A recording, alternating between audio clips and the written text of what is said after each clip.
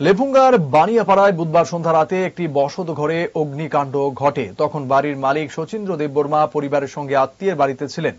আগুনে ঘর ও আসবাবপত্র পুড়ে যায়। ধারণা করা হচ্ছে ইলেকট্রিক শর্ট সার্কিট থেকে আগুন লাগে। দমকল বাহিনী আগুন নেভাতে ছুটে যায়। শচীন্দ্র দেববর্মা জানান, 1.5 লক্ষ টাকার রাবার সিট সহ প্রায় 5 লক্ষ টাকার ক্ষতি হয়েছে।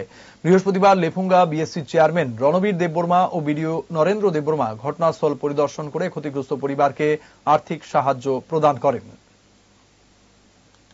কালকা রাত্রে তো আগে বিয়ার বাড়ি গেছে, ঘরে কেউ লোক নাই, এবারে আগুন উঠছে, এটা আমি জানি না।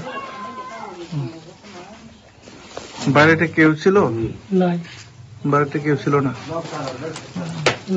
কি কি ক্ষতি হয়েছে?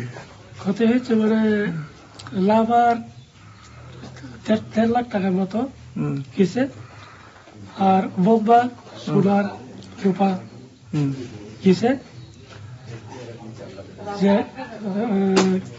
বোম্বা এর পাশে তো লাগে টাকা জমাইতেছে, আর 6-7 হাজার মতো জমায় রাখতে লাগে। অ্যাডমিশন না বোম্বা ও ট্রিপের লাগে আর কি। এখন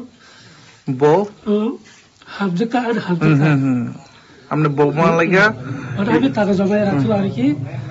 2-3 মাস হলে ডেলিভার হইব। এই লাগে আমি টাকা জমায় রাখছে 70 হাজার টাকার মতো। এটা সব গেছে।